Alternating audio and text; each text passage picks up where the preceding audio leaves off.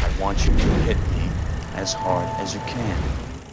So, the red band trailer for the upcoming Mortal Kombat reboot has recently handily beat out the likes of Logan and Deadpool 2. Now, maybe after almost 30 years, perhaps the video game movie genre is finally turning over a new leaf? Because not only that, but we also have a new star-studded Borderlands movie on the way, a prestige Last of Us TV series coming to HBO from the creator of the award-winning Chernobyl, and a Resident Evil reboot that has been touted as being completely faithful to the original games. Hell, you could argue the success of Netflix's The Witcher series, even though it's based on a book series, is at least partly attributable to the super popular video game adaptations that preceded it. Regardless, it can't be denied that it has been a rocky road for video game movies, and until those aforementioned adaptations are released, it's still unclear if the genre is truly in the clear. But in the meantime, let's look at the best and worst the genre has had to offer over the years. Number 5. Sonic the Hedgehog. While ranking this film so highly may seem too high of praise to some, it's not that I think this is an amazing movie by any stretch of the imagination. Hell, I kinda don't even really like it all that much. It's generic, childish, and seems a wasted opportunity to tell a cliched, CGI, fantastical character befriends James Marsden story, especially after the film faithfully rendered Sonic's unique homeworld, Mobius, so flawlessly, but sadly only for the first 5 minutes. However, when the pickings are as slim as they currently are for this genre, generic but passable unfortunately does get you in the top 5. And while the film is ultimately a completely unambitious affair, Sonic the Hedgehog himself at least looks and moves like the real deal Sonic. Though, to be fair, he originally didn't, and instead looked like a horrifying eldritch horror from the depths of our collective nightmares, until nerds bullied the studio to change it, and comedian Ben Schwartz is fun and energetic as the voice of titular, sprightly blue hedgehog. Not only that, but Jim Carrey, as the villainous Dr. Robotnik, also brings some welcome, wild, 90s era energy and reminds us all why we fell in love with him in the first place. And I gotta admit, I cheered out loud at least twice in the movie, because even my dumb lizard brain isn't immune to falling for cynical nostalgia bait. For one, I thought it was cool that Sonic defeated Robotnik by jumping repeatedly on his ship like in the games. And secondly,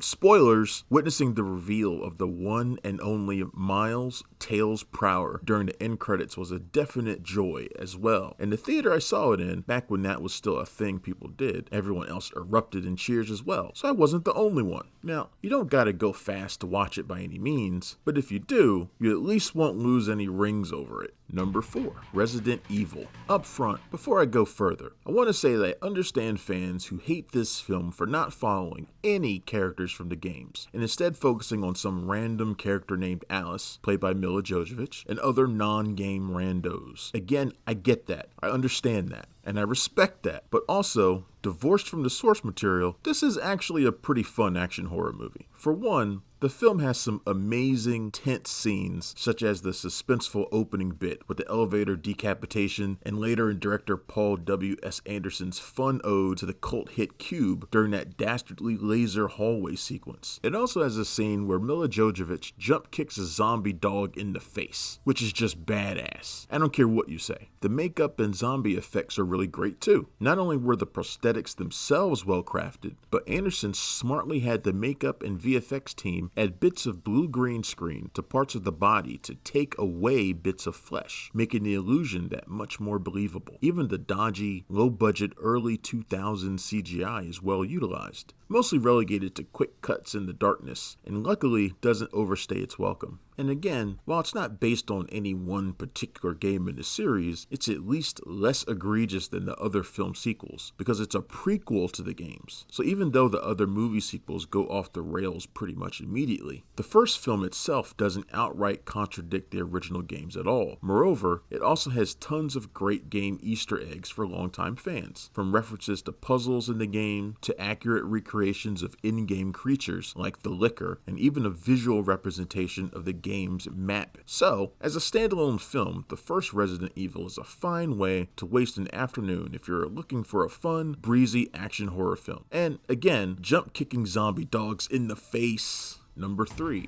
Detective Pikachu.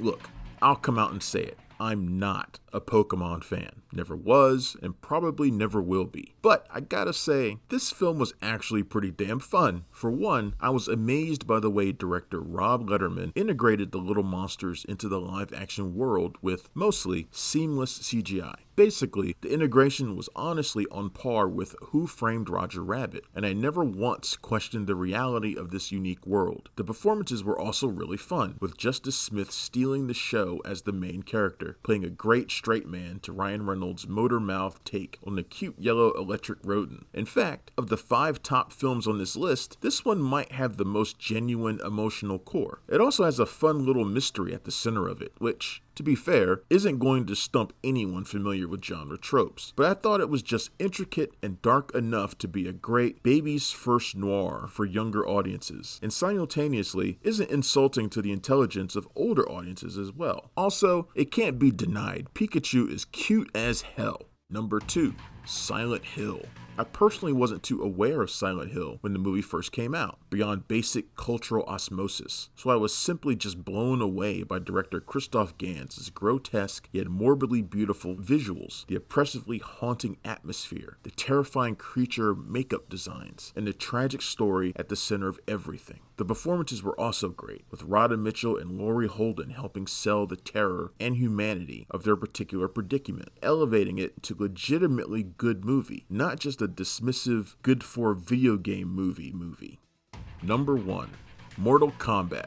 Come on, how could I not rank this as the number 1 video game movie? Paul W.S. Anderson, who had later helmed the prior entry Resident Evil, directed this pulse-pounding 90s martial arts flick, taking the game's premise of Enter the Dragon, except with magic and supernatural creatures, and rightfully decided to not break what wasn't broken. It's surprising just how faithful it is to the original games, in both tone and design. Scorpion looks like Scorpion, Goro looks like Goro, and Sub-Zero freezes fools. What's not to love? The performances were also great, managing, like the film, to keep a fun, tongue-in-cheek tone, not succumbing to indulgent self-seriousness, while also making sure to not dip into outright camp either. Christopher Lambert, especially, seemed to know exactly what film he was in, giving the usually staid Raiden some much-needed levity and playfulness. The fate of billions will depend upon you.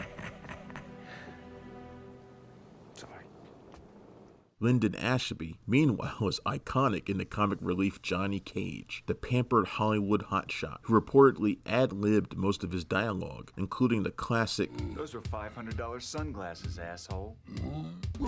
Even Bridget Wilson Sampras makes an impression as the stoic and badass Special Forces agent Sonya Blade, doing most of her own stunts as well. And not enough can be said about Kari Hiroyuki Tagawa's charismatically menacing performance as the evil sorcerer Shang Tsung, who left such an impression that the games themselves ended up casting him as their official Shang in Mortal Kombat 11's Aftermath DLC. Hell, Kano wasn't even Australian in the games until the creator saw the late Trevor Goddard's amazing, swaggering take on the character. But no matter what, this film wouldn't work at all if Robin Shou didn't show up to anchor the film as the heroic Liu Kang. Coming from a Hong Kong action background, Shou was able to make the many fights brutal and believable, predating both The Matrix and Blade at bringing wire fu to the American mainstream, as well as having the charisma and acting chops to give Kang a real character, something even the games struggle with sometimes. And let's not forget the awesome soundtrack, including Techno Syndrome by the Immortals, which always gets me pumped no matter how depressed or tired I am. But this is also a soundtrack stacked with awesome tracks from the likes of KMFDM, Fear Factory, among others as well. Sure, it's not perfect by any means. For one, the CGI has not aged well at all. Secondly, it takes quite a bit more liberties with the lore that upset longtime fans, particularly Scorpion and Sub-Zero's long-standing rivalry being dismissed in one offhand line of dialogue. And of course, the film's lack of blood and gore and neutered PG-13 rating. But Despite its rating, it still contains multiple classic fatalities. Now, let's see if the upcoming reboot can remedy those mistakes, but if not, at least we'll always have the original. Number 5. Super Mario Bros. Look, I know some people will argue that this film should be rated lower, but I'd argue its placement on this list is mostly due to its terrible job as an adaptation, rather than being a terrible movie as a whole. There were actually things to really enjoy about this film, because honestly, I love Bob Hoskins' gruff but lovable take on the famous Italian plumber, and am even enamored by the amazing cyberpunk aesthetic of Dino Hatton, designed by Blade Runner's own production designer, David Snyder. Hell, the animatronic creature designs, despite their unfaithfulness, have a fun, late 80s, early 90s charm to them, especially their cute take on a more realistic Yoshi. However, it's hard to completely divorce it from the games, isn't it? Like, there's a difference between adaptation changes to make the source material's story more palatable for movie audiences. It's quite another to take almost nothing from the games and still slap the name on it. The Goombas, instead of being little mushroom creatures, are now giant towering lizard men. King Koopa is no longer an imposing dragon, save for 3 minutes at the end, but some Trumpian fascist dictator played by Dennis Hopper. And the Mario Brothers never even wear their iconic outfits. The movie's weird facsimile simply doesn't cut it. I've since come to appreciate the film as its own strange, unique thing, but as a Super Mario Bros. Adaptation, it's a game over all the way. Number 4. Mortal Kombat Annihilation.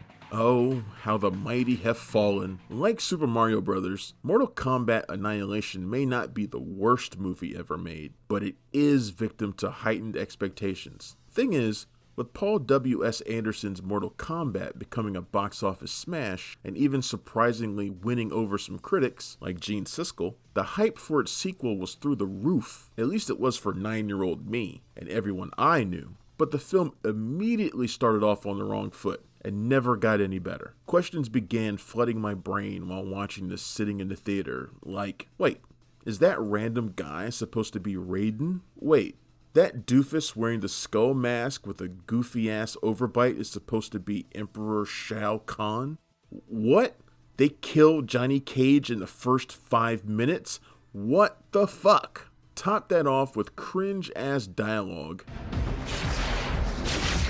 Mr. Ed is mine. Terrible acting from a cast that included multiple American gladiators and some of the worst CGI effects outside of a Dire Straits video, and you have a recipe for one of the worst video game movies ever made.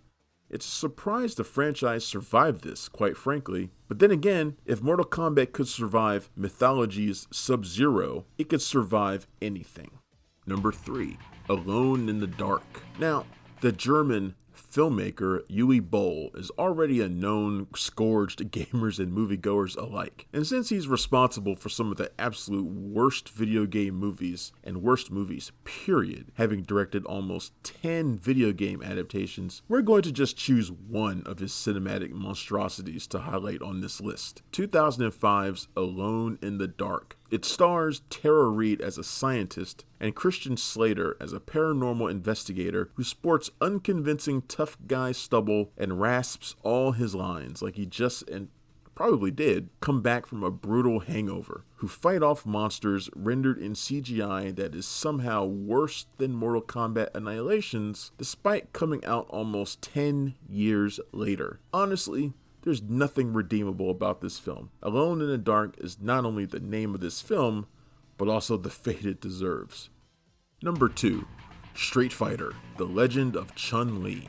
Look, paring down the worst video game movie is no easy task. There are just so many to choose from. Some are pretentious missed opportunities, like Assassin's Creed, Final Fantasy: The Spirits Within. Some are competent but ultimately unremarkable, like the Tomb Raider films or Doom. Some are terrible, but at least interesting or fun, such as the 90s cheese factor of Double Dragon. So what movies take the top spot? And honestly, what put Street Fighter The Legend of Chun-Li at the top of this list is how fucking drab and boring it is. It was made in the midst of the gritty reboot era of the mid to late 2000s, post The Dark Knight, and thus everything had to be stripped down and realistic for the most part. So Bison is just some lame businessman in a suit. Chun-Li, played by Smallville's Kristen Kroik, only wears her iconic outfit for one scene, and half the runtime is devoted to some lame-ass cop story with Chris Klein as Charlie Nash, no one's favorite Street Fighter character, doing an even worse tough guy act than Christian Slater in Alone in the Dark. And unlike Slater, Klein seems to sadly be actually trying. His name's Bison. Tracked him through 11 major cities on 4 continents and never come close, not once. There's also barely any fighters, or fighting in general, for a movie based on a video game franchise famous for its fighters fighting. And while I considered putting Jean-Claude Van Damme's 90s Street Fighter on this list, it, like Double Dragon, is ultimately too colorful, fun, and ridiculous to put on here. Because even if it's not good per se, it's at least entertaining. I mean, how can you hate a movie that features Raul Julia, in sadly his last on-screen performance, having a goddamn blast as a maniacal would-be dictator version of the character? Meanwhile, Neil McDonough, also briefly appearing in Sonic the Hedgehog, doesn't bring much to his role as Bison, besides a horrendously goofy Irish accent. Fantastic, isn't it? All these waterfront slums will soon belong to CHUN-LI. Even worse, it fucking wastes the time and talents of Robin Shao, the OG Liu Kang, as Lee's mentor, Jen. So, with shitty action, a terrible script, and worst of all, doing it all with po-faced self-seriousness, Street Fighter Legend of Chun-Li needs to get Hadokened out of here. Number 1. House of the Dead.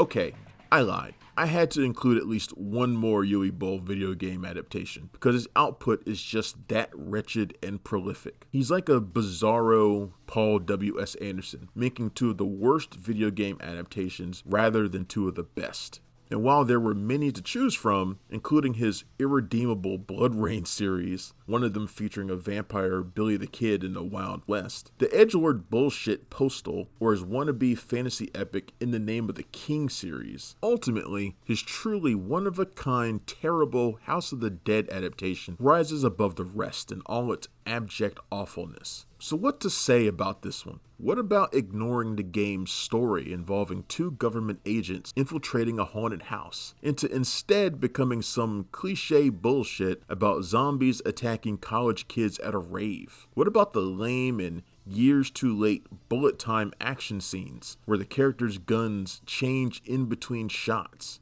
What about atrocious ass lines like this exchange? You created it all so you could be immortal. Why? To live forever. Or what about, for some ungodly reason, Bowl including snippets of the actual arcade game in the middle of the action scenes? House of the Dead pretty much makes the exact wrong creative decision in every single instance. It's almost impressive in a way. Germany recently closed the tax loophole that kept Bowl in business, so his last film, Rampage, President Down, was released almost 5 years ago, and his last video game adaptation, In the Name of the King, The Last Mission, 2 years prior to that. This means that maybe we, and video game movies as a whole, are finally safe from his hacky grasp forever. One can only hope. So there we are, the best and worst video game movies of all time. For now at least. Of course, there's still time for more video game movies to shine, and for many more to fail as well. But what do you guys think? Do you agree with our list? If not, what would you change? Either way, sound off below.